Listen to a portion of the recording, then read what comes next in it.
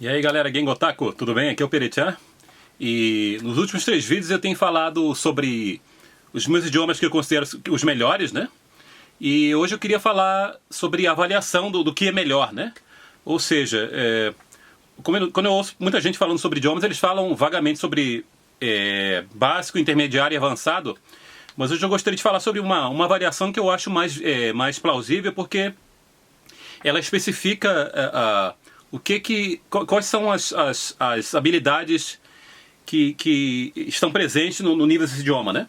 E essa avaliação, quer dizer, muitas que eu vi por aí, eu acho que a mais interessante é uma da Common European Framework of Reference for Languages, ou abreviada CEFR, ou seja, é o quadro comum europeu de referência para idiomas, né? Eu achei a versão portuguesa, eu vou lendo e comentando para a gente avançar o vídeo, tá bom? Então, esse sistema ele usa letras, né? Que começa de A e vai até C, né? Então ele tem, segundo esse sistema de avaliação, são 6 níveis começando de A1, A1 e A2, que eles chamam de... Aqui eu peguei a versão portuguesa, deve ser um pouco de português lusitano, às vezes pode estar um vocabulário que a gente não usa tanto, mas está utilizador elemental, né? Elementar, perdão. Ele em inglês está basic user, ou seja, usuário básico, né? Vou botar usuário, utilizador parece mais lusitano, não que seja errado. Então do A1 e A2, que é o usuário básico, ele passa para B1 e B2, né? Que eles chamam aqui de independent user, ou seja, usuário independente, né? E o ápice desses níveis são quando chega no C, né? C1 e C2, que eles chamam de proficient user, ou seja, usuário proficiente, né?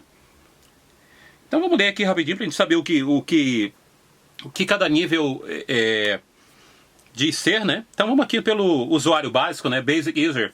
Então vamos pelo A1, né? É o nível mais básico do idioma que, segundo a explicação aqui, é capaz de compreender e utilizar expressões familiares e correntes, assim como enunciados simples que visam satisfazer necessidades imediatas. É capaz de apresentar-se ou apresentar alguém e colocar questões ao seu interlocutor sobre assuntos como, por exemplo, o local onde vive, as suas relações, o que lhe pertence, etc. É capaz de responder ao mesmo tipo de questões. É capaz de comunicar de forma simples, desde que seu interlocutor fale clara e pausadamente e se mostre colaborante. Isso aqui é o A1, né? O básico do básico, né? Aí vai para o A2, que eu diria já entrada para o intermediário, né? Então esse A2 que é de novo, que é o usuário básico, né? A2. É capaz de compreender frases isoladas e expressões de uso frequente relacionadas com assuntos de prioridade imediata. Por exemplo, informações pessoais e familiares simples, compras, meio envolvente, trabalho. É capaz de comunicar em situações correntes que apenas exijam troca de informações simples e diretas sobre assuntos e atividades habituais. É capaz de descrever com meios simples a sua formação, o seu meio envolvente e referir assuntos que correspondam a necessidades imediatas. Então isso aqui é o básico, né? A1 e A2. Vamos entrar agora no intermediário, que é o B1, né? Eles chamam que é o usuário independente. Aqui que a pessoa começa a se soltar mais, né? Então B1 quer dizer, é capaz de compreender os pontos essenciais quando a linguagem padrão utilizar é clara, tratando-se de aspectos familiares em contextos de trabalho, escola, tempo livre, etc. É capaz de participar na maior parte das situações que podem ocorrer em viagem numa região onde a língua-alvo é falada. É capaz de organizar um discurso simples e coerente sobre assuntos familiares em diferentes domínios de interesse. É capaz de relatar acontecimentos, experimentos ou um sonho, expressar um desejo, uma missão, justificar de forma breve as razões de um projeto, de uma ideia. É o B1, né? Isso aqui já é eu diria que corresponde ao intermediário, né? Isso aqui, o B2, eu diria que o intermediário é mais avançado, né? É o usuário já independente, independent user.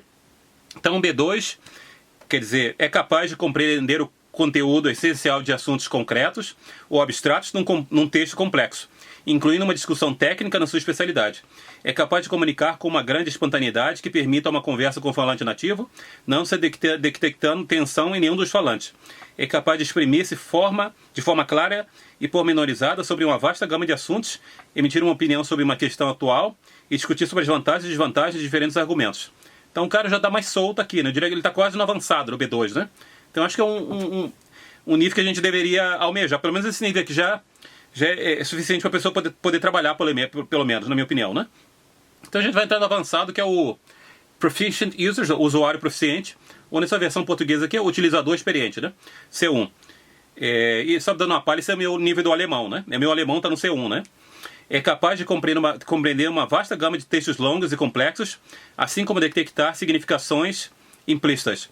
É capaz de exprimir-se de forma espontânea e fluente sem, aparentemente, ter de procurar as palavras.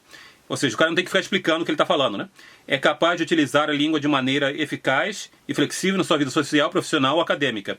É capaz de exprimir sobre os assuntos complexos de forma clara e bem estruturada e de mostrar domínio dos meios de organização, de articulação e de coesão do discurso, né?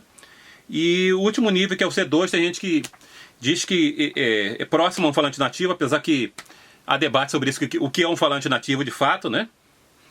Então vamos ler, que é o C2 é o nível mais alto, segundo essa avaliação, né? Então o C2, que é o utilizador experiente, o Proficient User, é capaz de compreender sem esforço praticamente tudo o que lê ou ouve. A propósito, esse é o meu nível de inglês e japonês, né?